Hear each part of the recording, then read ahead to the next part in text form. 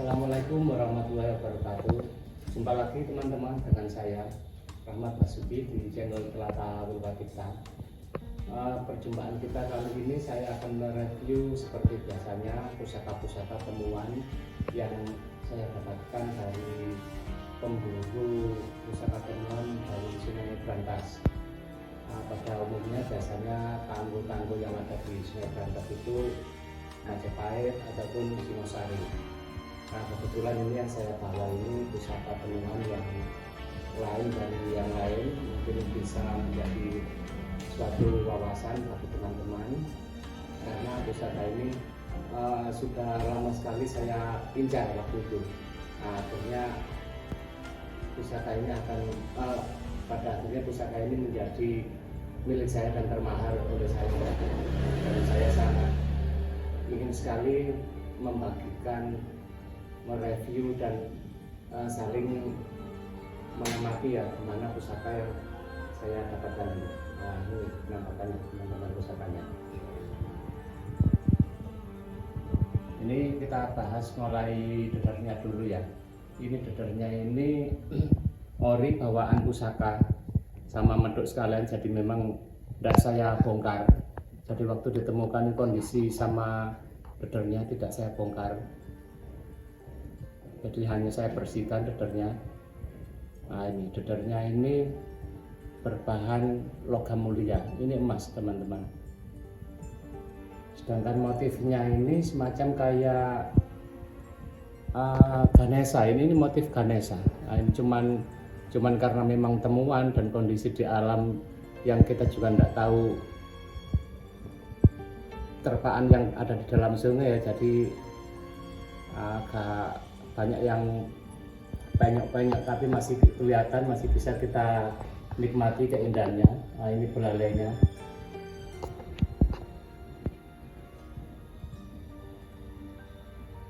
Sedangkan posisi tangan yang sebelah kanan, nah ini posisi tangannya seperti ini. Ini mengingatkan kita pada dedar yang ada di Bali. Biasanya juga tangannya, posisi tangan seperti ini juga memegang sesuatu, entah ini apa ya, tapi ini sepertinya memegang sesuatu.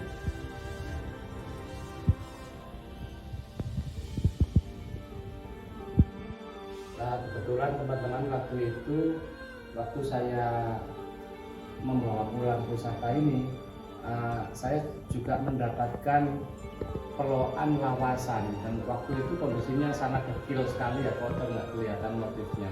Ternyata saya bersihkan, ini juga sangat unik pelokan ini. Ini saya amati, ini berbahan kayu timongo tapi berpelet. Ini berpelet. Pada umumnya yang saya tahu di teman-teman semua, pelet yang ada di kayu timongo itu biasanya itu peletnya warna hitam. Jadi peletnya ini hitam, terus yang ada di atasnya dan di bawahnya lebih cerah, jadi warnanya lebih cerah, coklat muda ya. Tapi ini terbalik, ini yang peletnya ini putih, sedangkan yang di atas dan di bawahnya ini coklat. Ya karena ini usianya sudah, karena apa itu, pelokan lawasan ya, dan usianya sudah cukup tua karena kelihatan ada retak-retakan, jadi warna putihnya ini sudah menjadi agak kecoklat-coklatan. Tapi saya rasa masih sangat cakep sekali untuk saya pasangkan di pusaka ini, yaitu dengan gaya Solo. Saya kasih pendok seperti ini teman-teman. Oke, selanjutnya kita bahas tentang pusakanya, bagaimana penampakannya pusakanya. Nah, sementara ini saya tunjukkan di hubungan gonjo. Ini hubungan gonjonya. Pusaka ini berkinata. Ini berkinata teman-teman. Ya, karena memang kondisi temuan ada beberapa yang terkelupas seperti di area sini, tapi masih sangat cakep sekali. Oke, saya buka ya pusakanya.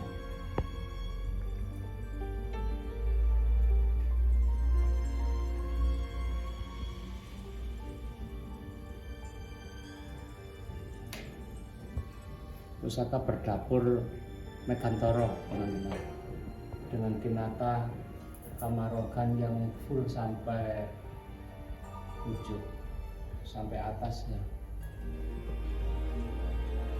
Ya memang kondisi temuan dan memang sudah beratus-ratus tahun seperti ini yang tersisa, artinya kinatanya banyak yang sudah mulai terkelupas, tapi masih sangat bisa dinikmati.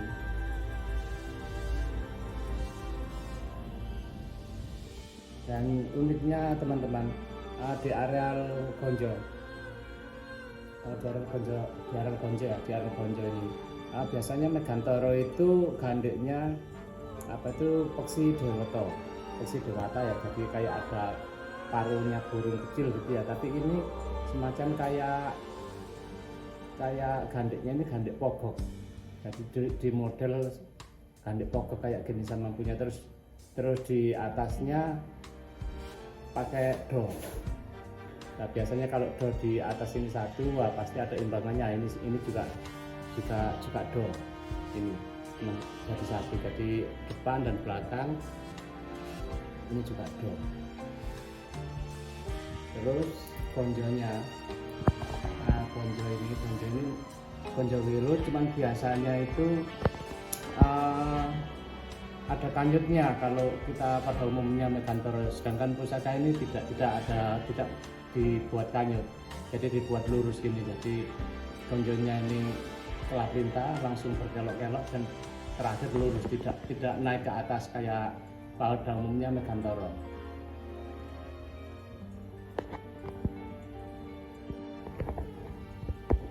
Ya, bisa disaksikan teman-teman serat pusingnya, karakter pusingnya pusing Majapahit seperti ini.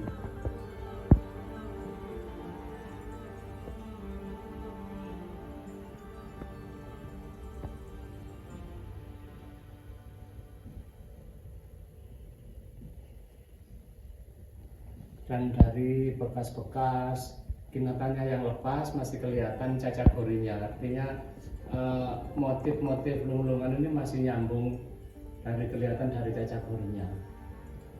Nah, seperti ini teman-teman, ini kelihatan yang daerah kinatanya aus, ini kelihatan masih ada motif-motif lulungannya.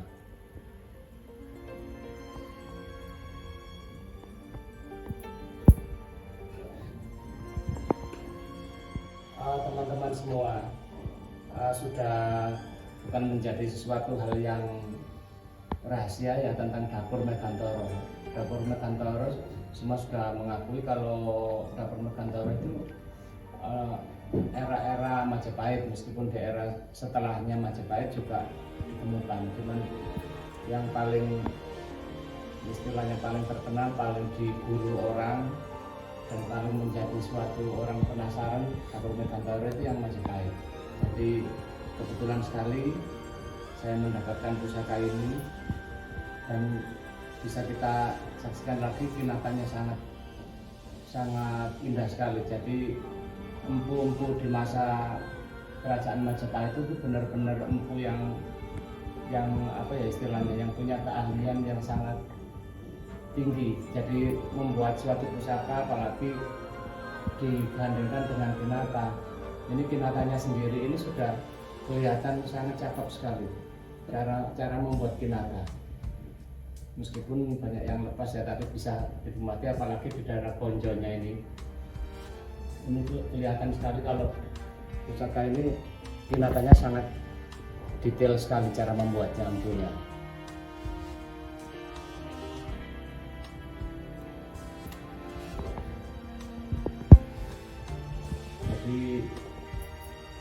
Karena memang Majapahit yang merupakan kerajaan yang besar, mungkin zaman dulu itu seperti kan tidak beda jauh dengan zaman sekarang. Jadi ibaratnya kayak Majapahit karena sudah menjadi kerajaan yang besar, yang makmur, tersohor sampai luar negeri. Jadi orang yang mempunyai skill keahlian yang tinggi berdatangan ke Majapahit untuk istilahnya kalau zaman sekarang kan orang mencari nafkah, mencari rezeki.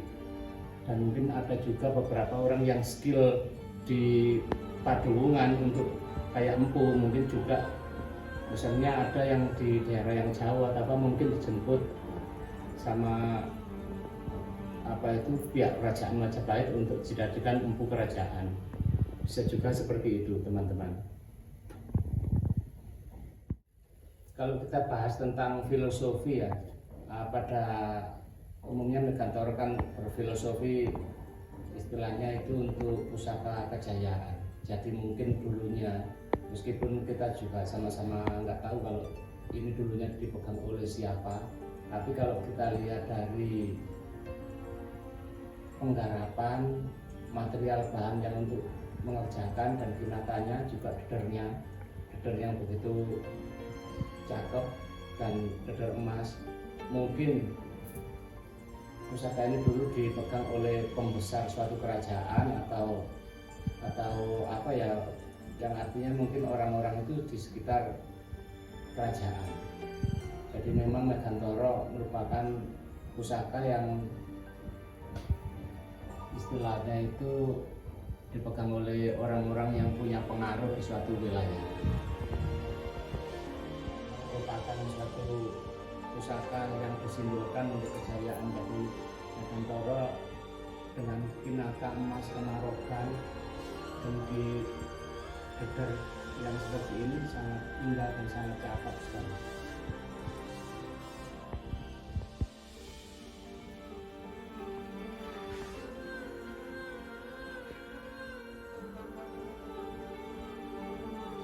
Oke teman-teman, oh ya teman-teman, ini saya mengenakan berbusana ini kaos bertulisan Tebel Marjuwer.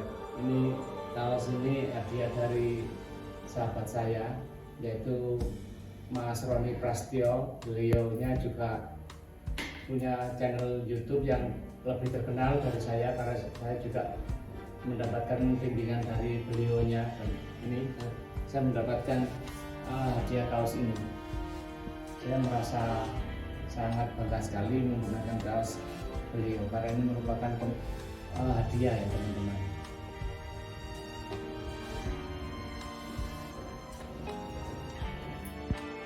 Oke teman-teman, review kita kali ini saya akhiri sekian dulu karena saya rasa sudah cukup ya kita bahas tentang Megantoro yang saya bawa ini, yang saya pegang ini. Semoga apapun yang menjadikan review tadi bisa menjadikan suatu inspirasi atau menambah wawasan buat teman-teman bagaimana artinya itu menyikapi tentang pusaka-pusaka yang ada di sekitar kita, karena memang pusaka kita dari warisan leluhur dan nenek moyang kita itu memang bukan suatu hal yang sembarangan, bukan hal yang lumrah, karena memang sangat luar biasa sekali. Oke teman-teman, dari review saya akhiri sekian dulu. Salam budaya, salam benda-benda bertuah. Wassalamualaikum warahmatullahi wabarakatuh.